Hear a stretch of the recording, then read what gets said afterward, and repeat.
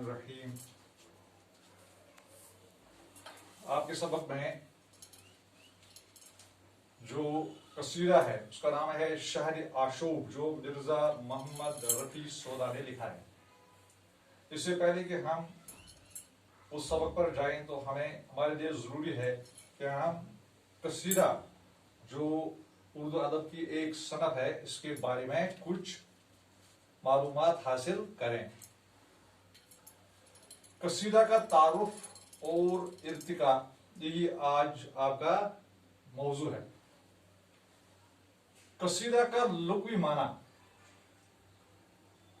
मगज यानी गोदा के हैं और इस्तिलाह में कसीदा उस नज़्म को कहते हैं जिसमें किसी मदा यानी तारीफ या किसी की हिजू यानी बुराई बयान की जाती है। तो इसका मतलब है कि कसीदा जो है हर चीज के दो माने होते हैं, लुग़वी और इस्तिलाही। और इस तरह के लुग़वी माने के लिहाज से यानी गोदा मगज के है और इस तरह में कसीदा उस नज़्म को कहते हैं जिसमें किसी मुदा यानी किसी की तारीफ की जाती है या किसी की बुराई बयान की जाती है। कसीदा जो है ये गजल की तरह कसीदे में भी मतला और मक्ता होते हैं।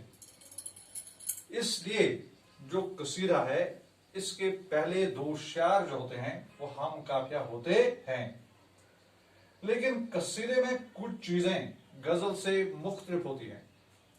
मिसाल के तौर पर गजल में भी मक्ता और मतला होते हैं, तो इसमें भी मतला और मक्ता होते हैं। गजल में मतला पहले होता है पहले दो शार में, तो कसीदे में मतला जो होता है वो कभी दरमियान में भी हो सकता है और मक्ता आखिरी शार होता है गजल का, लेकिन कसीदे में मक्ता कसीदे में मक्ता जो है वो गजल का आखिरी शार भी नहीं हो सकता है। और इसी तरह कसीदे में अशार की तादाद मुकर्रर नहीं होती। अब कसीदे की दो किस्में हैं, एक है खिताबिया, दूसरा है तमहीदिया। खिताबिया वो कसीदा जो मदा या हिजू से बराह रास्त डायरेक्टली शुरू हो जाए, और तमहीदिया उसको कहते हैं जो मदा या हिजू से बराह रास्त शुरू नहीं होता। अब उसके बाद जो कसीदा है इसकी एजाए तरकीबी भी है। जो दो किस्में इसकी हैं, इसकी दो किस्में हैं, खिताबिया और तमहीदिया। जो तमहीदिया है इसकी चार एजाए तरकीबी हैं। तमहीदिया के चार एजाए तरकीबी हैं। पहला जो है वो है तमहीद या तशबीब। उसको तमहीद या तशबीब या इसे नसीब भी कहते हैं।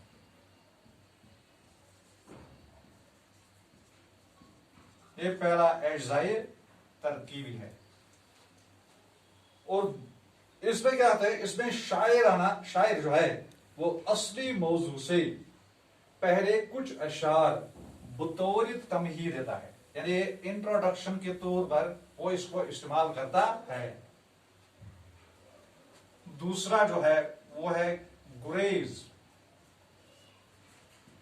गुरेज जो है तमहीद के बाद जहां शायर असली मकसद की तरफ रागिब होता है, यानी तमहीद के बाद जो दूसरा लफ्ज़ है उससे वो असली मकसद की तरफ आगे बढ़ता है, उसे गुरेज कहते हैं। तीसरा जो है वो है मदाह या मजम्मत।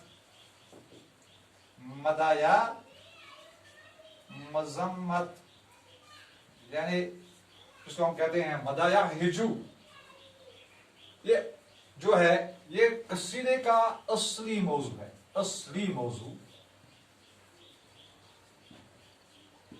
कसीदे का असली मौजू है। इसमें शायर ममदूद की तारीफ, यानी जिसकी तारीफ करता है, ये बड़े मुबालिगा आमेज अंदाज में, यानी बढ़ चढ़ कर ये इसकी या तो इसकी तारीफ करता है या इसकी मजम्मत करता है। और चौथा जो है वो है मक्ता या दुआ, मक्ता या दुआ, एक चौथा एजाई तरकीबी है। तो इसमें शायर जो है वो ममदूद जो है इसकी तरह तारीफ करता है, उसकी सलामती और उसकी दराज उम्री की दुआ करता है। तो इसका मतलब है कि कसीदा जो है इसमें किसी की तारीफ की जाती है या किसी की हिजो की जाती है। जिसकी तारीफ की जाते हैं उसे ममदू कहते हैं, यानी मदाह, तारीफ। तो इसके फिर दो किस्में हैं, तमहीदिया और खिताबिया। तमहीदिया जो है इसके 4 एजाई तरकीबी हैं, तमहीद या तशबीह या नसीब है।